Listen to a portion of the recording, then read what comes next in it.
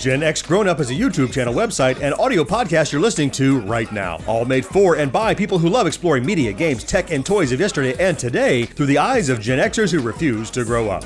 Your dinner cannot just be french fries. Basically, life sucks as a grown-up. Welcome back, Gen X Grown Up podcast listeners, to this Backtrack edition of the Gen X Grown Up podcast. I am John. Joining me, as always, is Mo. Hey, everybody. And, of course, you know that George is here. Hey, how's it going?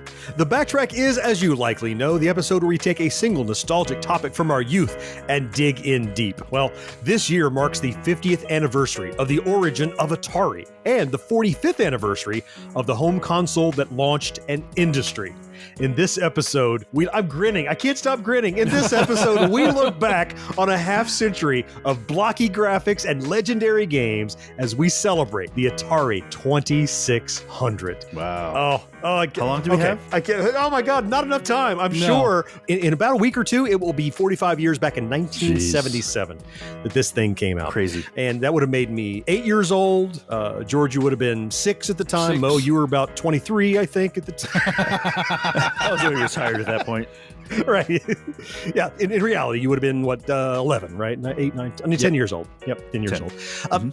At the time it was released, it was called the Atari VCS. Now, we chose not to call this Backtrack VCS to avoid confusion with the modern confusing Atari VCS that came out, which later it was renamed 2600. But Plus, I never called it that, ever, when I was a me kid. either. I always called it the I only ever 2600. called it the 2600. Yeah. Yeah, I that's didn't what I even did always too. use Atari. Well, Yeah. in reality, I just called it Atari. It's my Atari because there wasn't like a different one to differentiate it from. Right. It was just True. the Atari, quite honestly. And then later, in retrospect, I called it the 2600 because they had all the I others. want to know where they got that number from. Well, it was the model number. They assign model numbers, right? Yeah, but it's the first one, so why wasn't it the Atari 1? The Atari 1, like the Xbox One, which was the Right. third one. Exactly. Well, maybe 2600 sounds cooler? It does sound pretty cool. It does. I mean, to me, I'm just curious, what the thought process was. Maybe one of our listeners can write in and tell us. You'd think an informative podcast like this would have researched that, but I did not. Didn't know that was coming up. Well, I remember getting mine. I'm sure you guys do too. I will tell you that what I got, interestingly enough, was not the Atari at all. I got the Sears Telegames Video Arcade because Atari licensed these out to Sears to sell under their own brand. And the cartridges were rebranded Telegames in many cases. I think it's interesting that a couple of years later, when they did the same thing with in Intellivision, they called it the Super Video Arcade, implying that it was way better than the Atari. Right. But I guess that it's not. And we did, early on in this show, we did an episode where we talked about our first console. And all of us, it was either our first or second thing we ever had. You remember getting your first one and where you got it? George, how about you? Yeah, I mean, I remember not where we got it because I got it as a Christmas gift. Sure. but Yeah. I got the 2600. I was the first and I think for almost all my childhood, the only kid on the block with the Atari 2600. Nice. Because as we talked about in some of the other backtracks, you only needed one kid on the block with a thing, and then everybody on the block had it. Yeah. So Come to there your was house. one kid with the Star Wars toys, there was one kid with the basketball and the gold, and then I was the Atari 2600 house. So what I remember the most was getting it on that Christmas morning. And I talked about this, I think, before. I played that so much that it didn't register to me at the time that my father, who normally commandeered the television in the living room, as most of our fathers would do, he just sat back and let me do it. And he hated video games and computers and all that kind of stuff. But this thing, for whatever reason, there was some kind of magical aura. I got to play that thing all damn day. It was awesome. Nice. Cool. I'm sure I didn't get mine for Christmas, but every Christmas after that was an Atari Christmas because I was getting cartridges and peripherals and stuff. But I'm sure that it was just one of those like impulse buys because I remember I think I told you we got like the Pong game and I was able to convince my dad that this Pong game is great, but the Atari has interchangeable cartridges and stuff. And we made a special trip back to Sears to trade in the Pong game and get the Atari. It wasn't Christmas or anything. It was just my dad being awesome as he was. What about you, Mo? Do you remember getting your Atari?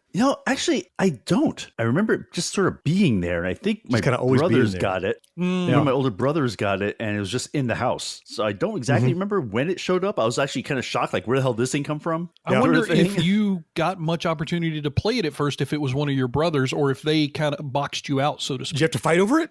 I mean, it was like, luckily, like I said, they're much older than me, so they were going out a lot, to they were teenagers and I wasn't. Yeah. So I did have plenty of time. Got it. Well, so when we got our Atari, I think we want to talk about first what was in the box, like what you got, because everything that was in that box is now an icon of video game. Oh yeah. Just the industry and everything, right? So obviously the console itself. So you open that thing up and it's got that, most of the time, that beautiful wood grain thing across the front. It has the vented fins across the top that don't need to cool anything. It's just to look cool. Yeah. Right. All these big chrome switches, a socket for the game. And now that thing just by itself, we'll talk throughout this show, I'm sure, it just represents video gaming still to this day. For years, that joystick from the Atari 2600 became the logo for home console gaming in much the same way that like the NBA has their, it was one player that became that logo of the NBA, right? That blue and that red just silhouette symbolizes basketball. Same thing with this. Up until the more modern consoles started doing what we know now as the Xbox and PlayStation controller shape. That's finally has replaced it. But I kind of look at that joystick the same way that musclehead guys look at their older cars. Those cars had distinctive styles. They had personality, just like the joystick. I look at these modern controllers and they're very functional and they play the games great and everything, but they feel homogenized to me now. They don't feel like they have the same personality that simple black with an orange button little joystick had. You're right. Yeah, like modern cars are way more streamlined and aerodynamic and ergonomic, but man, give me a 66 Camaro with those boxy edges and the sharp corners, and that's what that old joystick had. And that CX40 joystick, 2 of them usually, also came in that box. It was a right-handed joystick, and nobody cared if you were left-handed. You just had to figure it out. That's the way it was. Yeah, you just dealt with it. That was it. I had a friend who was left-handed, and he had like reach his other hand around it to do it. You got to figure out a way to deal with it. Yeah, because there was no left-handed controller. I saw a left-handed friend of mine that turned it upside down and learned how to play the games with controls in reverse. That's crazy. So I had a left-handed friend that had me rewire it for him because all you had to do was change the directionals and you could hold it in the other hand. The cable was still coming out where your hand was, but at least you could hold it correctly and have the button under your right thumb. But man, I definitely had a special callus on my finger from playing that thing, just the way you would hold it in your hand with your thumb on the button. Mine right between the thumb and the forefinger. That's right. And I had a thick callus. Man, you could have dragged that thing on asphalt 60 miles an hour. It would not have got to flesh because that thing was absolutely calloused up. The console itself was released in 77, as we said. It went through a few iterations that I want to run through. The first one that came out, when we initially know, was called the CX2600. The model name, as we said, came out in 1977.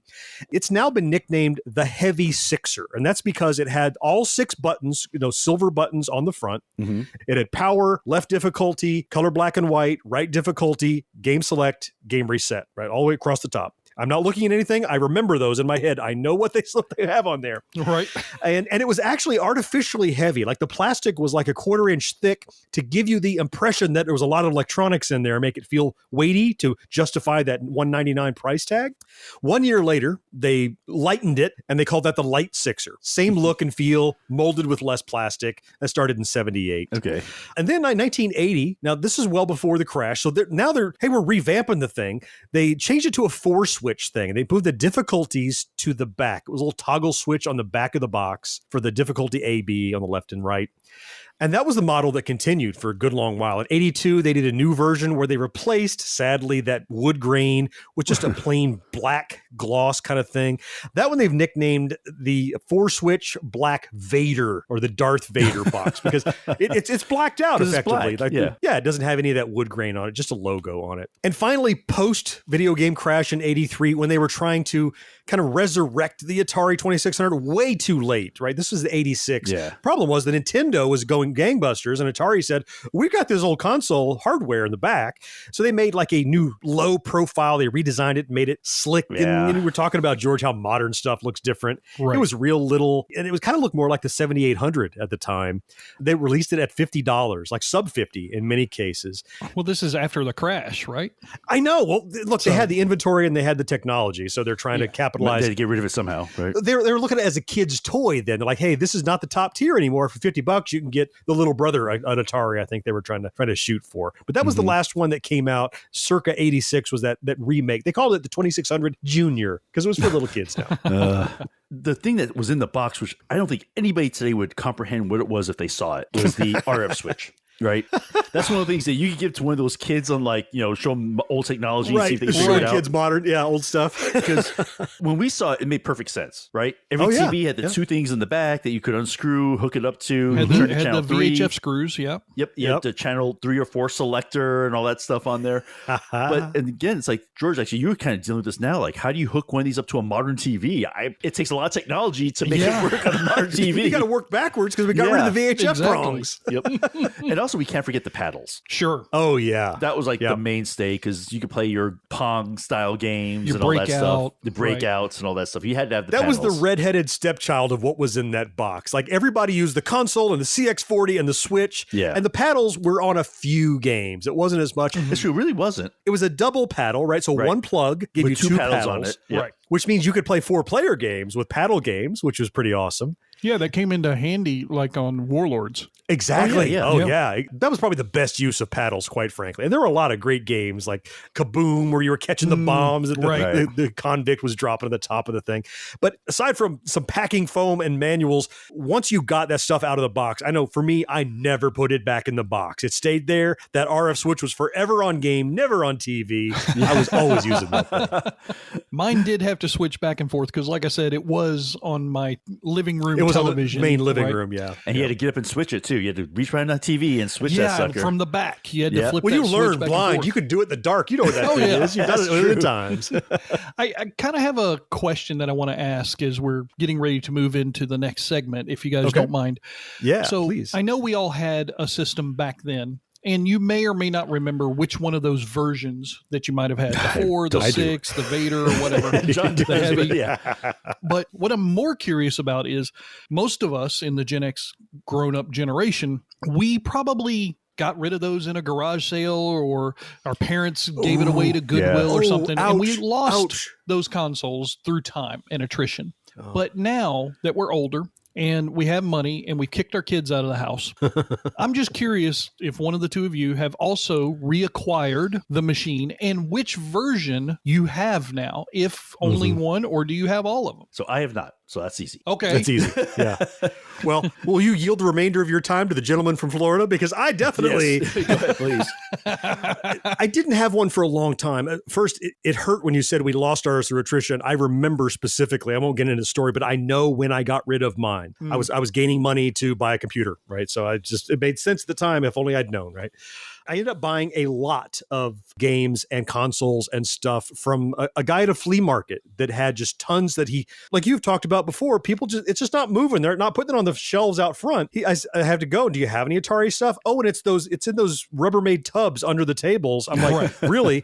Do you want to move all of it? And I ended up buying a bunch of it. We talked about it years ago when this happened. It's been many, many years ago, maybe 4 years ago or so. And in that were a couple of consoles. So what I have now is definitely the 2600 4-switch. So the difficulty is on the back. The heavy Sixers and light Sixers, they're harder to come by these days because they were only released in 77 and 78. But I have at least 3 original 2600s, and they're all 4-switchers and none of the Vaders, which are kind of the tail end people kind of want. What about you, George? I know you kind of recently have started into this adventure. I did, thanks to your daughter who has a very cool shop that she manages. I picked up an Atari 2600. It is the 4-switch, just like yours is. I've been struggling of late to get it to display its wares on a screen because, as you will find out when you reacquire these consoles, the modern televisions, they won't drop their resolution low enough to display the goodness that was and is the Atari 2600. It just boggles my mind. I think our next segment, where we're going to talk about the entertainment portion of this system, the games, where the is rubber hits really the going to road. make me even sadder because I have this in my house and I can't play it. You're listening to Gen X Grown Up. But if you have a friend who's not yet listening, why not? Tell them about us. They'll thank you later. The world's greatest arcade video games are now the world's greatest home video games. They're only from Atari, and only for systems from Atari, which means that when you play them on an Atari home video game system, you'll see amazing graphics, like this. Thrilling action, like this. It also means that if you try to play them on anything but an Atari system, you'll see something like this.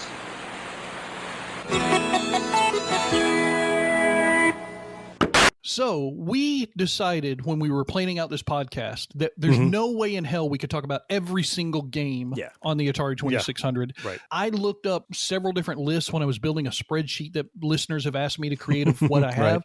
There's somewhere upwards of 900 cartridges available of different labels and types and releases and whatnot. But no way we can talk about all of them. So what we all decided was that we would each get to talk about our two most impactful, notable games.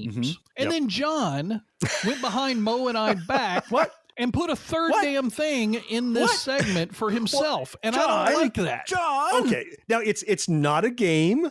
This is really how I want to set up us talking about our games and how amazing they were. So I don't read a lot casually and for entertainment value. I read a lot for information and that kind of thing. But there is a book that I would recommend, if for no other reason, to understand and fully appreciate the Atari 2600. It's a book by Ian Bogost called Racing the Beam.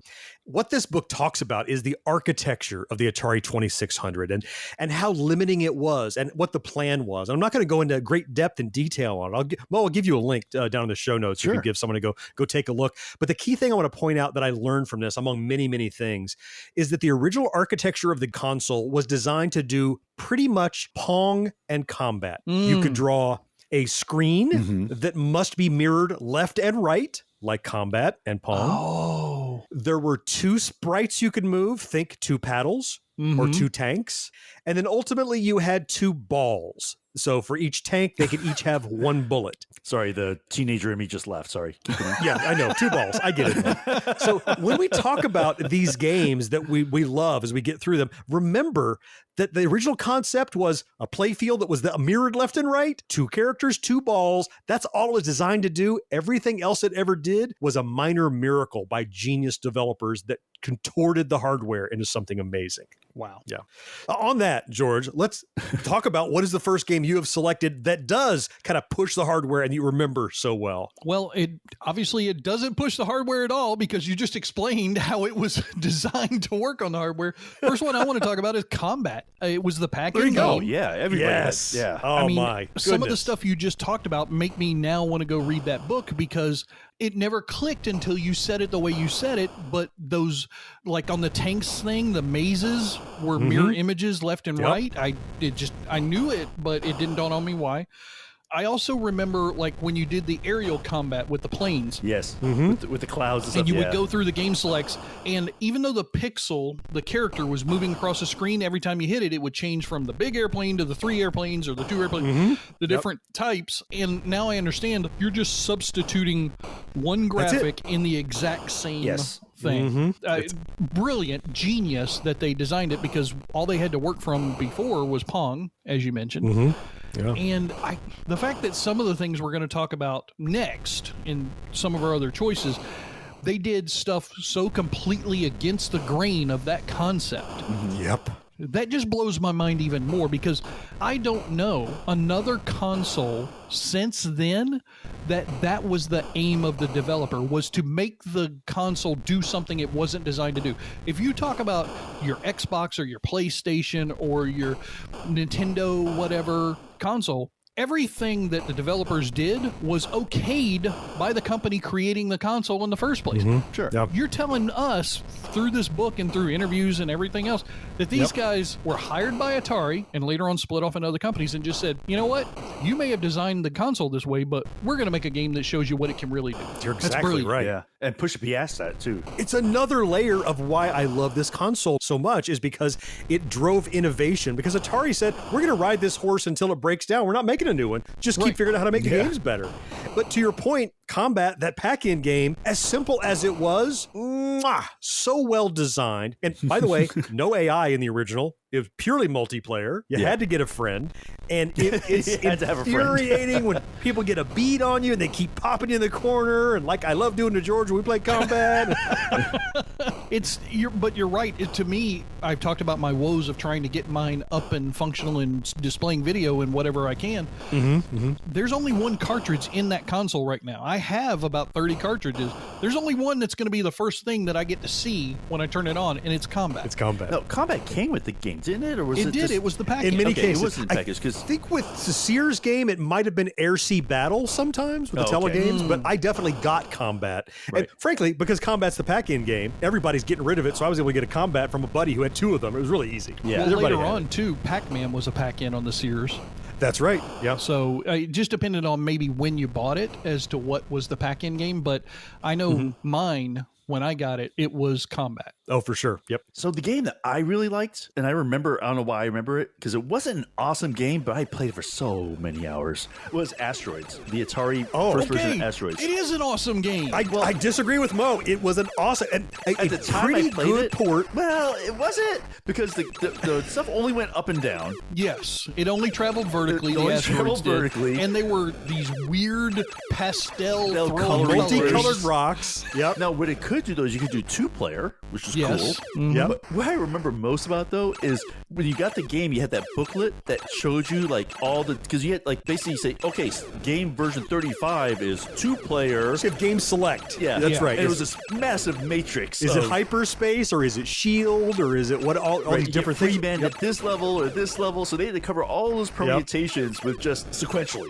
essentially. Well, because it was back in the day when a manual had to tell you everything. It's not like it is today where basically it's like, don't shock yourself in the bathtub playing this electronic thing. That's really all you get these days because all the manual stuff is in the game. The tutorial that we talk about playing modern games, they had to teach you that in the manual. Oh yeah, and I have to tell you though, because there were a lot of arcade cabinet ports to the 2600, right? But this one to me felt the closest to the real Asteroids than some of these others that came out. Some of the others were just terrible. Didn't remind me of the game at all. This one, at least I got the feel of the game, even though I think I probably sprained my thumb of that joystick because you're like, it was a workout using that joystick. Those were some tough damn joysticks. The joysticks today are like they're crap as far as how solidly those things were built because I don't care. Little tanks. You felt like you were putting force into that joystick that got your ship that much further over to the left. And you leaned it. Did you guys ever lean it? Like you're trying to go faster, so you lean the joystick. That makes a difference. If you lean it farther, it'll go faster. Sure.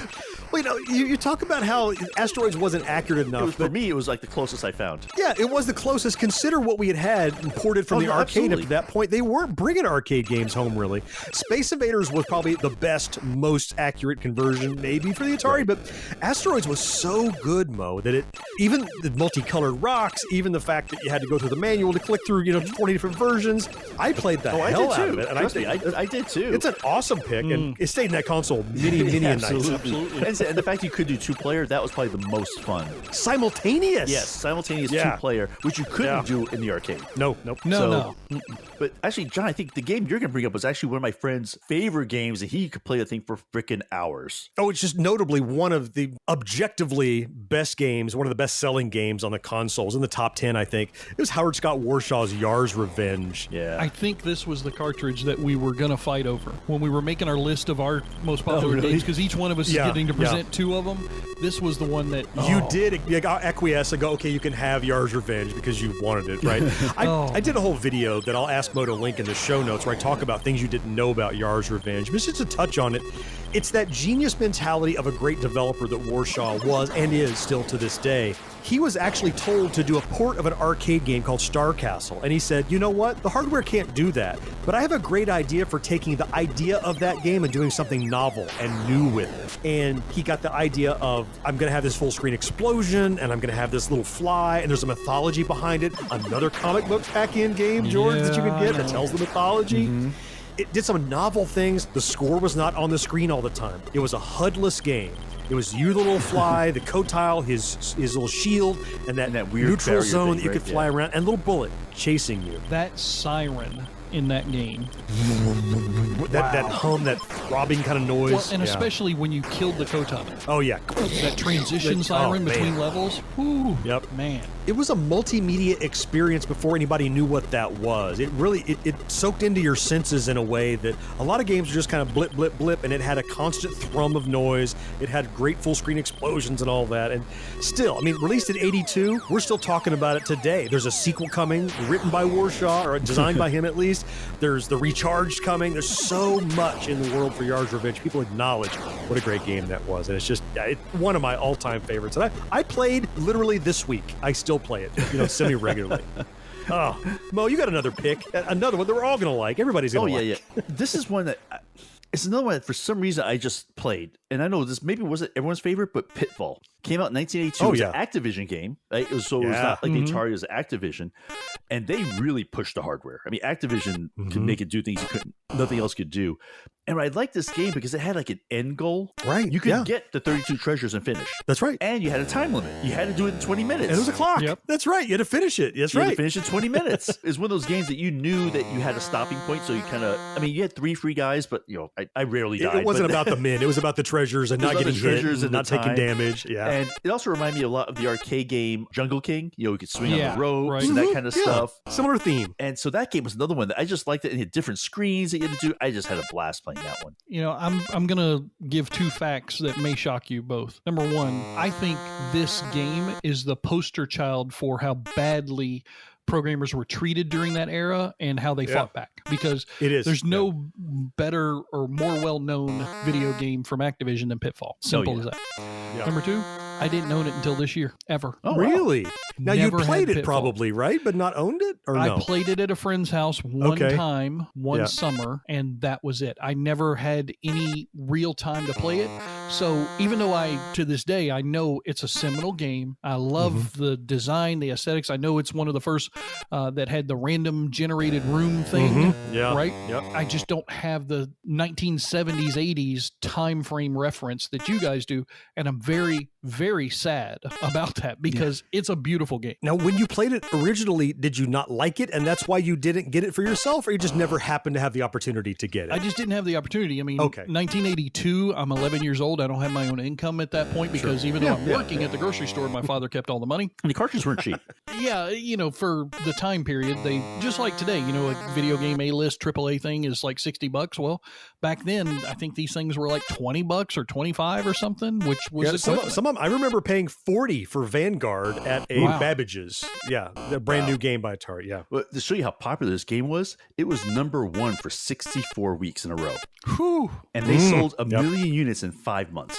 So, and all of those programmers were like, in your face, Atari. Yep, exactly. Yeah. Oh, absolutely. I'll tell you a little bit of trivia about Pitfall the next time you play it. And George, the first time you play it in earnest, right, is that when you travel underground, that's equivalent to 3 screens above ground. I saw that. I think we found that out, or at least I found that out at SFGE at the talk that the developer gave. I think that's where I learned it some years back at SFGE. Yeah. And so when you're mapping it out, it's not random. I mean, it is randomized, but it's predictable once they generate it. If you go those many screens and come that far back, it's going to be the same. Yeah. Nice. It's genius. Oh, good pick, Mo. Pitfall is so damn good. Yeah. More than it should be. Yeah. So another one that jumps to mind that I'm gonna go into is another one that probably everyone has played, and if you haven't played it, you're aware of it because it was featured prominently in Ready Player One, both the book and the film, and that's Warren Robinette's Adventure. Yeah. Now this was another Castle Duck. Yeah. Think about the limitations we talked about of the Atari, right? Well, I could draw a playfield that mirrors left and right. Well, think about those castles. Think about the mazes. That's exactly what he did. He worked within those constraints, but he wanted to take Scott Adams' text adventure called Adventureland and try to give the user the same kind of idea where you have to go east, go west, find key, take lamp, pick up the bridge, things like that, and know where to use them. The game itself is really simple. There's 3 difficulties. There's a constant map that doesn't change. They randomize where stuff is. But it was, we talked about a little, and we're going to talk a lot more about Activision later. You mentioned, George, how, Pitfall was this big middle finger to Atari for not treating their developers well. Warren Robinette was in that same environment. So when Adventure came out, he asked for his name to be included on the thing to show he did it. They said no. He said, fuck you, I'll put it in the game instead. This was the first Easter egg ever hidden inside of a game created by Warren Robinette. Look, you go find the dot, you bring it to the room, you bring 3 items, it flashes, you walk in, and someone had to find out without the internet. And then he wrote to Atari, and Atari found out, and by that time, Robinette had left Atari, so he couldn't be mad at him, or they couldn't do anything to him, at least.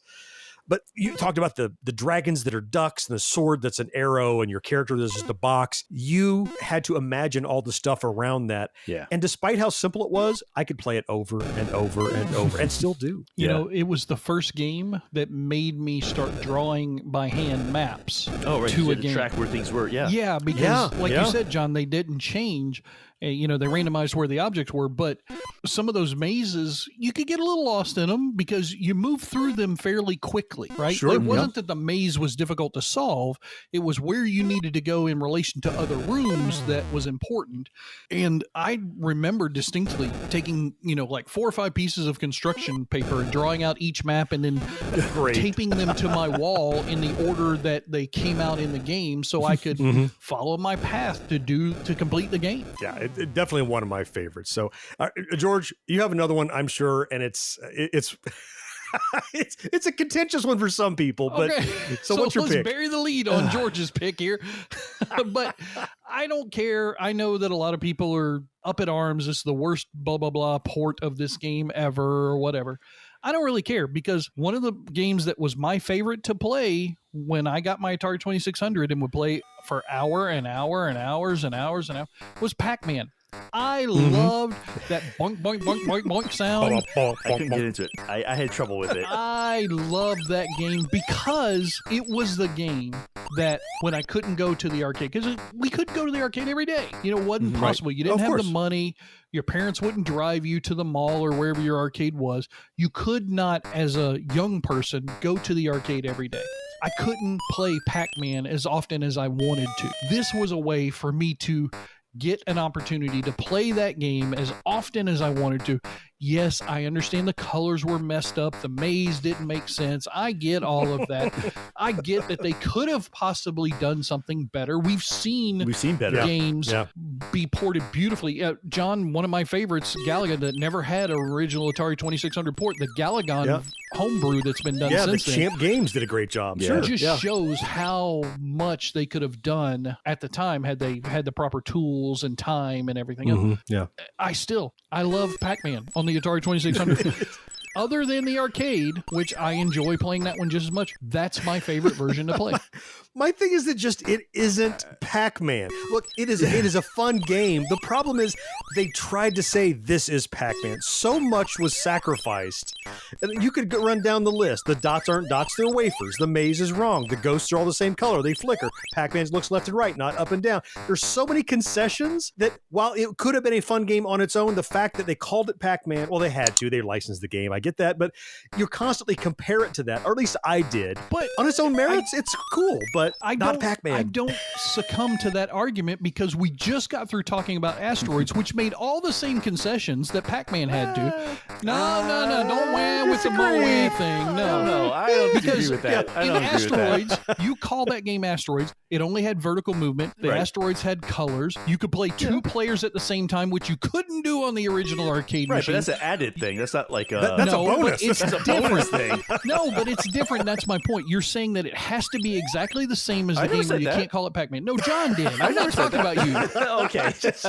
Mo's innocent. John's guilty. Okay. Like John's going on there, not dots, they're wafers. Okay, motherfucker. They couldn't draw circles properly back then. I'm sorry. That's not my fault. That's Atari's fault. They should have made Pac-Man Jr. You're saying they should have made the console that had the only developed for Pong and Combat. These guys were geniuses to get out of that system what they did, and I think Pac-Man is a very fair representation of that game. I disagree. But that's okay. That's okay. The reality is, I think we all enjoyed playing it. There's no question there. I had Pac-Man. I played a ton. Every time I criticized it, I'm like, this isn't right. But I'm going to play it some more because it was still Pac-Man. Pac-Man at home, and I had a hell of a lot of fun. You had it and loved it. Mo, I assume you had it, played it, maybe? Or No, I didn't have everybody Pac-Man, had Pac-Man. No? Nope. Well, your opinion's invalid. No longer. You talk I went about to a friend's house. I went to a friend's house, played it, and I was like, nah. yeah, you suffered from it, yeah. Well, if it was the only Pac-Man you had, it was certainly a great facsimile of the idea of a maze runner. Yes. But it just didn't feel right enough for me. But we're going to have to agree to disagree on this one, Pac-Man George. snobs. I'm sorry. All Pac-Man snobs. That's Jesus. yeah? Guilty. call it Pac-Man. Again, John's guilty. Okay. Each episode of Gen X Grown Up has show notes loaded with links where you can learn more about our topics. And there's even more to see and hear over at GenXGrownUp.com. You're a starship captain in an asteroid field. Blasted with your lasers or put up your shields. As a missile commander defending your city. If you're not quick enough, they'll show no pity. The invaders won't stop us from the skies they drop. Just keep coming. 3 out-of-this-world games from Atari, the #1 video computer system with more games than any other. Everyone's gone Atari. The #1 video game. Whenever something's really popular, they're going to come out with all sorts of weird peripherals and add-ons and all stuff. And let me tell you, 2600 had some very cool things, some just strange stuff that they had. There were a lot of interesting and different things. Remember the amazing artwork that they would put these paintings, these oil paintings on the covers of the boxes, especially by Atari. Because the games could only do so much. And so they invoked what you should see in the world. I'm playing a race car slot car game. Well, it looks like a little box, but on the cover, it's the guy with the helmet and he's in the car and there's speed lines coming next to him. That artwork has become iconic. I have an art book full of that stuff. Yeah. That was as much a part of the games for me as the game, because on the way home from the store, I'm reading the manual and I'm looking at all the pictures and I'm seeing what it's supposed to be like. And that way it's in your head and you could overlay that on the simplicity of the game. That artwork was something that was just, was staggering to me how good it was. Beautiful. Yeah. I mean, you're right. It created the proper format for the game that couldn't. We just got through with the argument with Pac-Man, but the cover art of Pac-Man could give your imagination enough of a spark to feel it. Yeah, it did. To me, the best cover art ever was Yar's Revenge. I still think that one is by far the greatest I've ever seen. It's amazing. Oddly enough, some of the like Activision ones, I don't remember their artwork being that same way, but the Atari games themselves, they had those beautiful oil paintings, and they certainly did. Yeah, they were as much a part of the oddware or the weird things we're going to talk about next as anything else was. The ancillary material that came along with the games and stuff. Yeah. So, today it's no big deal to have a controller that's remote, but do you realize Atari did release wireless controllers for the 2600? I don't remember that. I did not realize it until you showed me one. Yeah, in the day. They're genius. So first, they're big chunky things because you put a whole bunch of batteries in them. Of course. Because you can't recharge them. They're not like D cells, are they? No, I think they're double A's or something. Okay. You power the receiver by piggybacking it off of the AC adapter for the console. So you plug the power into the receiver, then you plug a wire out of the receiver into the console, and it gets its juice right from the wall socket that you've already got. That was a pretty valid format, though. It may be the first one, but we saw that a lot later on in like C64 computers and stuff. Oh, sure. Yeah, you'd piggyback off the power, right. But the greatest thing about them is they had like an antenna, like an old AM radio antenna that you had to extend, and then you could use like lightsabers and smack your buddy with because there were these big long extensions. Otherwise known as the John Dalmoody motivation tool. Smack you with it. That's right. But put a tack on the end. The antenna was on the controller? Yeah. Yes, on the controller. But the controller's just not a receiver. It's send. No, it's transmitting. It's transmitting. Yeah. So the joystick's transmitting to the receiver. Usually you don't need an antenna for transmitting. The antenna is usually only for receiving. It helped. Apparently it helped. Okay, I could be wrong. I was not a double E, so maybe they didn't know that back then. Yeah. Well, later ones put just a small rubber one, like a more modern, like walkie-talkie, like rubber sheet, like and had a knob on the end. Yeah, stub one. Yeah, but all the controller, they actually put the wireless controller antenna on the handheld controller.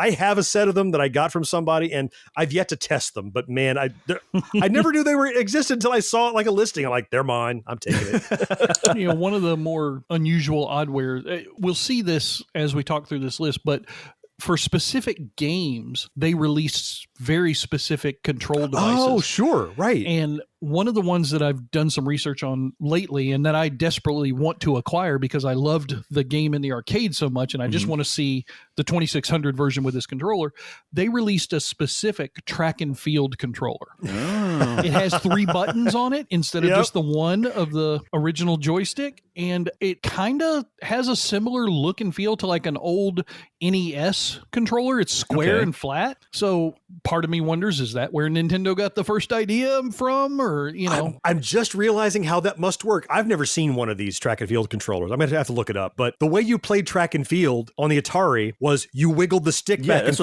forth. Right? Yeah, left, right. If you only had the joystick, Yeah, the left and right buttons have to be left and right controller. Yeah. And the middle button is likely that jump button. Exactly. It's perfectly mapped. Yeah. Oh, so you could, if I had the wherewithal, I could have made one out of a controller back then if I'd known. Oh, damn. Well, you remember Coleco, they had compatibility with the Atari on their Coleco Vision. You had this module, but they also released a console called the Coleco Gemini, and it had a controller that was backwards compatible. And later, Sears released a Video Arcade 2 that had this as well. Remember this elongated controller, the Gemini, and the stick was also a paddle baked right in. Yeah. So this one, I think if it's the one I'm thinking of, there's the stick on one side of it and the paddle on the other side. Oh, really? Yeah. Oh, so they're slightly different. So the Video Arcade 2 had the stick was the paddle, so you could move, you could lean it or do it. Right. But the Gemini had a paddle also. That's cool. I think what it is, it's kind of like they took and the design looks this way. It looks like they took the Intellivision circle joystick, turned that into a paddle, and then stuck an Atari 2600 joystick stick part on the pad next to it. But it was compatible. You could use it with your Atari or whatever if you got a hold of it. Again, because it's popular and ubiquitous, everybody's making consoles and peripherals and add-ons, and a lot of that was contributed to the downfall. We'll talk about it a little later. But they also did a keyboard controller, which was really interesting. Yeah, so you could. What do you need keyboard control support for on a 2600? I have no idea, but they made one. It was the numpad CX50. You know, it was like the numpad on the side of your keyboard. Yes. Yeah. Oh, geez. That one's so cool. If you've ever seen it, it has a little ridge on the side, and you can get multiples of them and kind of connect them together. Think how the Switch controller plugs on the side of the Switch, that little slot, so you can have a wider numpad. They had a basic programming basic programming. They had basic math. You could use the numpad for those. I never had one, but I've seen them, and it's one of those things. Some kid somewhere in America said, "Mom and Dad, if you buy me this, I can learn math." It's the gateway into playing Yar's Revenge. I'm programming. It's my career. Yeah. Well, on the heels of that numpad, Star Raiders shipped with the touchpad that was very reminiscent of later the Intellivision had how you put an insert into the thing and you could see. But this one was like a big clunky controller, and it had big rubbery buttons that you could mash down, and it did have that insert you could slide in, like, shields and map and different things in Star Raiders. Yeah, it definitely did. And the reason why I know so much about this right now is because, as we talked about in our last podcast last week, I just got gifted a Star Raiders box complete in. That's awesome. It's a beautiful box. And at first I didn't recognize it because I pulled Pac-Man, which was the other game I received from Alan at Project Gen X. But then I pulled the Star Raider box out, and it's double the size of a regular Atari 2600 cartridge box because it has that joystick in it along with the box that was just for the game. It was the thing that I'm sure that gave it a higher markup price when they were selling it retail. But I'd have bought it if I'd have seen that. And it came with a comic book. What else could you ask for? No, it's funny. I'm looking, because for those who don't know, when we do these podcasts, we actually have video so we can see each other. Looking behind John, he actually has the diagram of a Atari 2600 joystick. Right over in my man cave, I have artwork that representing the blueprints of the Atari. Sure.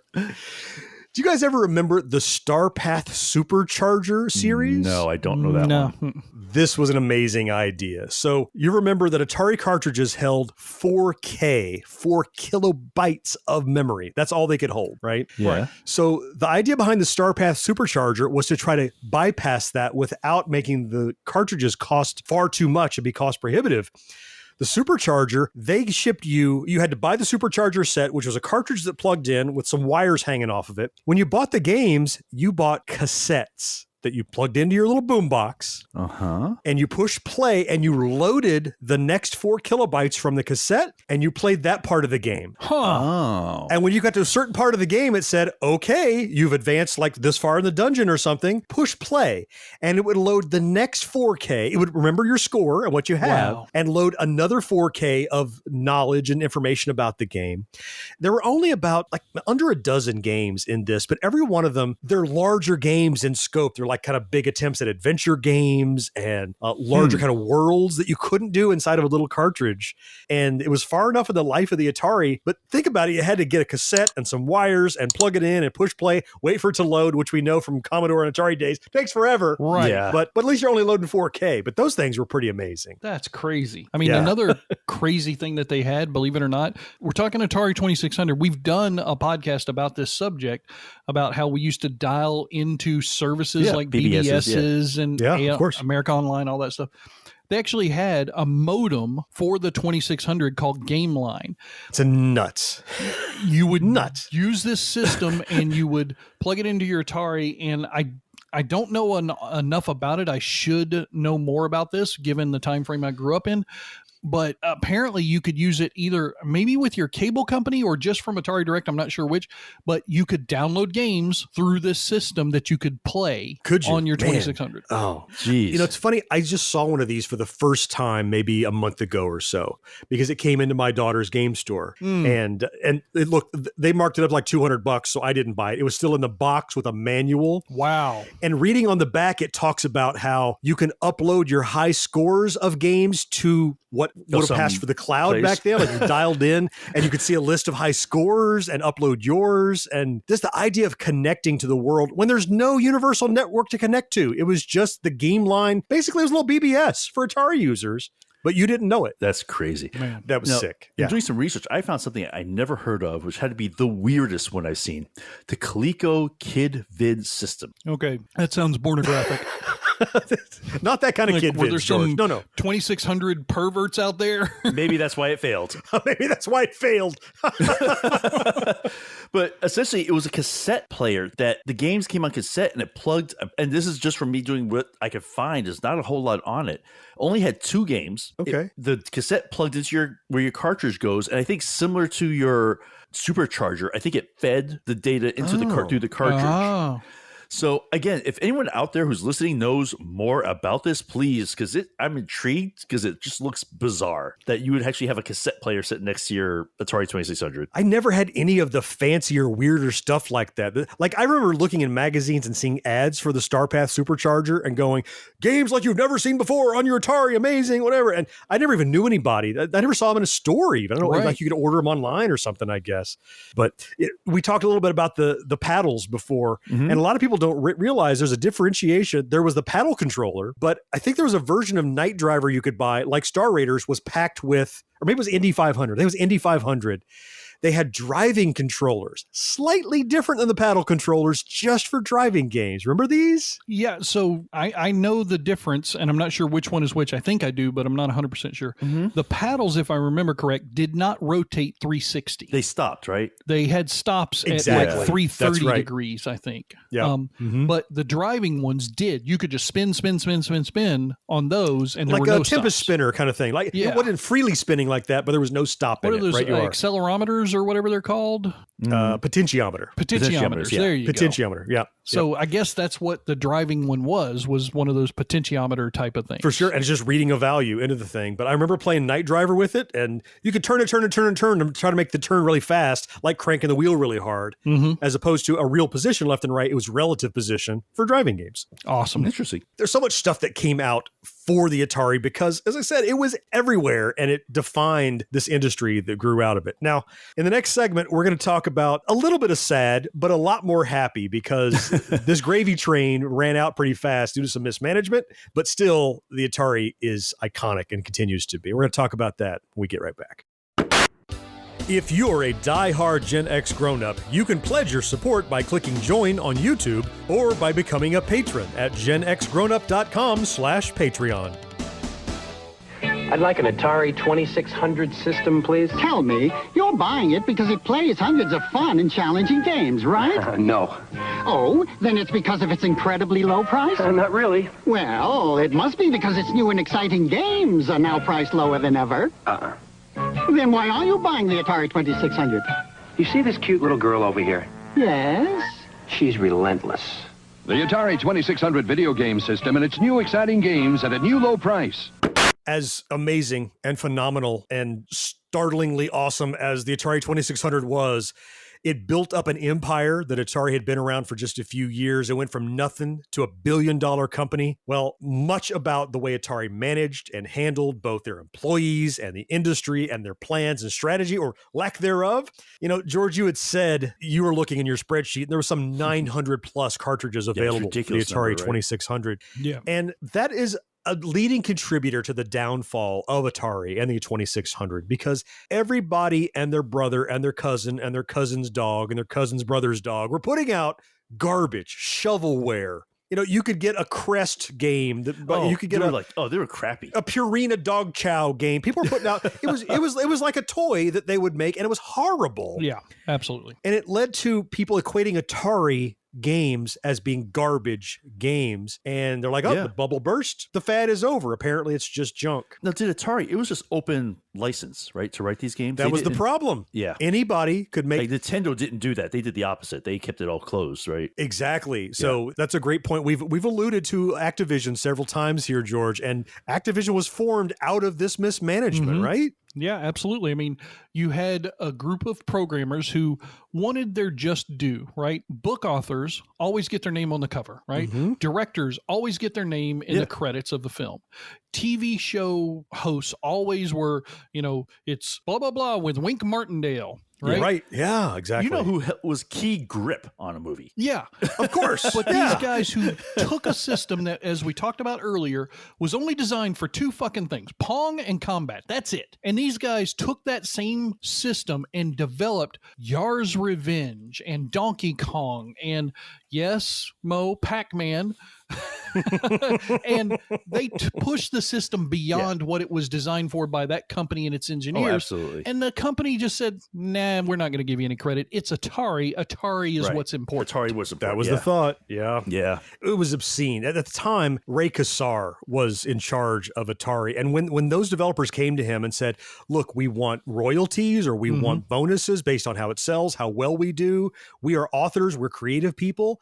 And I'm paraphrasing here, but effectively Ray Kassar said, you are no more important or integral to this game than the guy in the warehouse that's putting it in the box. Makes no sense. How short-sighted and ignorant of the process is this guy to not understand that he wouldn't have shit to put in the box if not for this guy creating it from nothing. I just want to know at some point in history who slapped the shit out of that guy, because somebody needed to slap him. Well, time and history has slapped the shit out of him repeatedly for the work he has done, I can assure you. But you mentioned, Mo, about how Nintendo came along a couple years after the crash, introducing the first of all, they introduced it as a toy. They called it the entertainment system. It had a robot to try to sneak in under the radar. But they introduced that chip that said, hey, I don't care how big a company you are, you can't release a game without the chip you buy from us and the cartridges manufactured by us, and we're only going to let you release 2 per year, which means, well, I got to put my best stuff forward. And that's why we got some of the best games on the Nintendo. Absolutely. Because of those restrictions. Atari didn't know any better. Activision got formed. They made superior games in many, many cases. If you saw an Activision game, you're just like, what is it? I don't care. I'll buy it because you knew it was going to be better than anything on Atari. Well, it's regulation versus the wild, wild west. When you take your time to plan and put a set of rules in, you can develop something that can last a much longer time than when you let just Joe Schmo America do whatever the hell he wants. There you go. All the time. You're going to kill it pretty quick. We've shown that in our history with our environment and our businesses and everything else. If you just put a few rules in place to rein us in a little bit, you'll develop better quality. You'll cultivate an environment, because the market was so. I mean, this is the first thing like this, the first game with cartridges and things that you could, that I wonder if they just didn't understand what they had. No, so that's people talk about that all the time. Well, they were the first. They didn't know what they had. Maybe they didn't think anybody was. But during their time period, during that schmuck's time period, other companies came out very quickly. Intellivision, ColecoVision, with far superior systems as far as what they could produce. No, sure. And they still kept going down that path. Yeah, they had their best programmers leave, and they still kept going down that path. That's a good point. To Mo's point, you're right. They were the first and didn't know any better. It was a Wild West, and they're exploring what it is. But they had innumerable opportunities to adjust and course correct. Maybe it's time to make a new chipset, a new console, treat people better, maybe regulate all this. They could have done, but instead they said, you know what? We went from 0 to $1 billion in 5 years. I know what I'm doing. This gravy train is going to keep rolling. I don't care what you people think. And that hubris just absolutely came around and decimated that company. It's why Nintendo had to sneak that NES in, because America was like, video games, we did that. Yeah, we don't want the crappy. new hula hoop. What's new, right? What's different? Yeah. But despite all that, once the smoke clears, still standing on this pedestal after it's been nuked, still gleaming in a spotlight, is that Atari 2600. You have not taken away from the magic that it was and how impactful it continues to be to this day. 45 years in. No, absolutely. I wish I kept track of every time in a TV show or a movie that somebody's playing a video game with any controller, and they'll use that sound of the Donkey Kong 2600 just to boop, boop, boop, boop, boop, boop. Oh, yeah.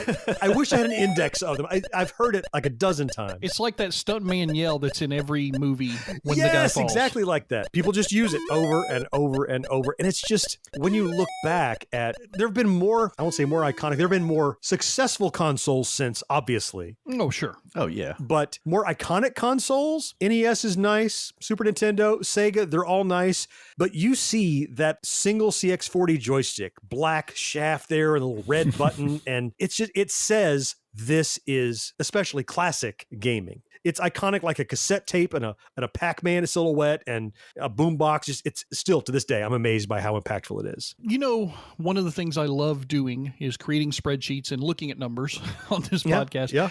I don't think it's possible to talk about legacy and impact of Atari without talking about the modern collector market around this console and its games. So we listed 6 games in our previous segment, and I wanted to just give everybody kind of an idea of what to expect if they wanted to reacquire these things, so you could get kind of an idea of the market. Now, so you picked our games. Cool. Yeah. You guys know CLZ that I use for my comic book library and everything. Well, they do a game version of that as well, and they have every platform on there, including the Atari 2600 as well. One of the nice features of CLZ software is that they also provide you pricing based on real sales from real world things like eBay auctions and other special collectors. This is actually how much people paid. Actually, how much people pay. Okay. So they use a company called pricecharting.com for their games. And I went and looked up the 6 games that we talked about, and I listed them in value order. So Mo, your game, Asteroids. If you buy it loose, just the cartridge, $4.14 on average. Yeah, that's what I figured. Yeah. Fair price. But believe it or not, there's a grading system out there. Like comic books? Just like for comic books. There's 10.0 down through the 0.0. If you pick up a graded, and by the way, when they do these graded numbers, they're generally anything that's 9.2 and above, and they take the average of those because there's so few of those out there. All in shrink wrap and sealed still, I would expect. They're pristine, most likely. You can get 9.2, I think, without shrink wrap, without seal. Oh, really? It depends on box condition, mostly. I got it. Okay. Manuals. Anyway, Asteroids, the graded average, 9.2 and above, $144.50. Damn. Not unobtainable, but pretty steep. Yeah. That's not for everybody. No. That's for sure.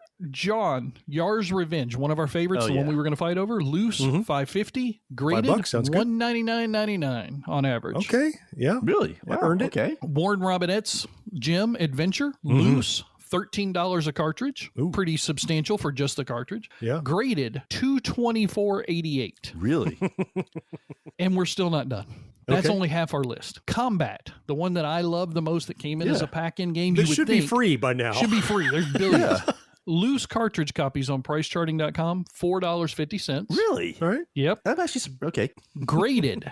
$312, sir. See, Oh, now that game, everybody had that. It did. There's But see billions of them out there. if you're getting the box in perfect condition because they had so many. But how often was it That's still in the true. box and Exactly. not opened? Everybody That's tore it true, open. that's true. Oh, yeah. The game that I enjoy that Mo hated, Pac-Man, loose $5.55, graded. You're not going to believe this, Mo. $687 and a penny. Wow. No. Nope. No. And I'm still not done with the list. I'm an Atari nut, and I'm not spending $600 on a Pac-Man. Sorry. Now, I want to know if John's going to spend the money on the next one because this is the Okay. last one on our list. If anybody's been Okay. following along, you know Pitfall's the one I haven't talked about yet. Yeah. Activision poster child for everything Atari 2600. Loose, $10.99. Oh, wow. So way more than the other ones. Yeah. John, you need to go talk to your daughter. She charged me $12.99. I'm not happy about that. Well, that's average price. That's the friend price. She marks it up a couple bucks. But graded, Okay. 9.2 to 10.0, $1,890 Holy and 36 shit. cents. Seriously? Gentlemen. A Yeah. graded Pitfall? And it's sold. That just tells you how emblematic that game is Wow. of the Atari console. Yeah. Wow. Crazy. 18. Wow. Yeah. That's the average. Somebody really And to answer your question, no, I'm not spending $1,800 on a Pitfall, just so you know. Well, there's one last thing that we should talk about in the legacy because I know it's something you spent quite a bit of money on recently. Haven't we all? Haven't we all bought this yet? Well, I did because my wife didn't want you to get away with something I didn't have. So this year, as we said at the beginning, is the 50th anniversary of Atari, 45th anniversary of the 2600. And to celebrate, commemorate that, Atari and Lego got together and they are releasing a Lego model set of the Atari 2600. And it's gorgeous. It looks so good. Oh, it's so much to it. I mean, they have little scenes and pop-ups and things like that. I mean, we have a video on YouTube you can go and look at, but $240 for this thing. Oh. I mean, you could get a graded Yar's Revenge for less than you're getting this thing. And I can't wait. Mine is coming in a few days. I can't wait to get it and play with it. Yours is not coming in a few days. It's Both not? of yours are coming in a few days. It's I did. plural Well- because you bought two. I have to say, they kind of helped me out here because there was a limit to. Just saying. I thought about 3, but they saved my bacon.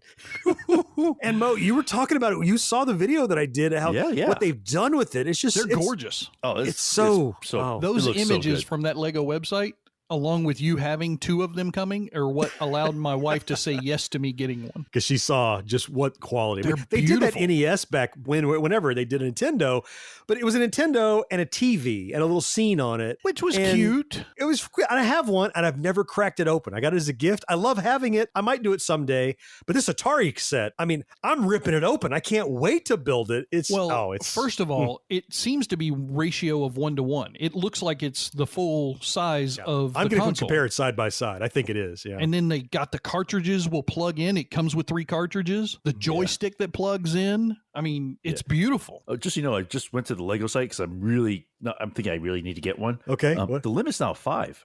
Just God saying. damn it, Mo! Why do you have to Just tell me saying. this stuff? I'm looking right now. It says limit 5 right there on the website. That's no help to me at all. That's really bad news. I'm just trying to help you, Plus, brother. You know, you could have always gotten around it by going back and purchasing it in multiple I purchases. was grateful the limit was there. I was pleased. I was like, thank you, Lego.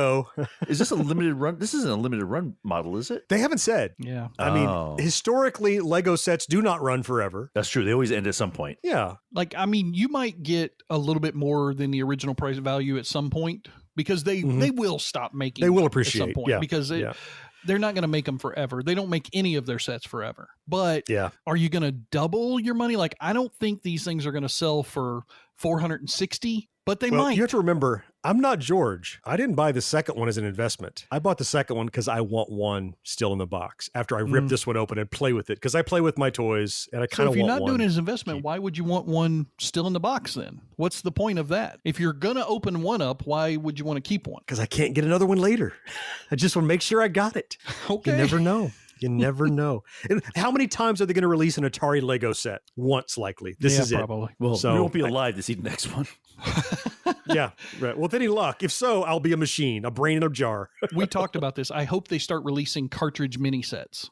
they could make a mint by continuing to release little sets that are cartridges and those little scenes. That would be genius. Yep. Yeah. I'd be okay with paying $20 for one of those. And what are the things in the sets? Centipede that we didn't talk about, but it was, well, the other ones are Asteroids and Adventure. So they picked some iconic ones, the Atari games. Oh man. We could probably talk for a further several hours about the Atari 2600, but suffice to say that we're all big fans. This had a huge impact on our youths and it continues to have an impact. It's a part of what we do with Gen X Grown Up today. It's helped to inspire us. It's that nostalgia. It just scratches that itch of remembering sitting in front of that TV, cross-legged with the RF switch, and off you go playing Pac-Man or Pitfall or whatever it was. I bought a freaking Lego set. All right, Mo. Woo, good man, as you should. How many? Just the one? Just one. Just okay.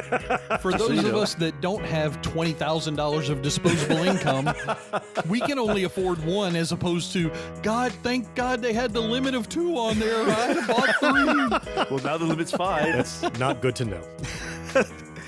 Gents, thank you for going on this ride with me to celebrate the 45th anniversary, man, of the Atari 2600.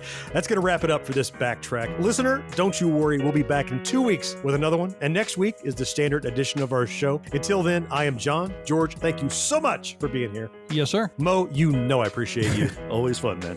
Fourth listener, it is you, though. All 3 of us appreciate most of all.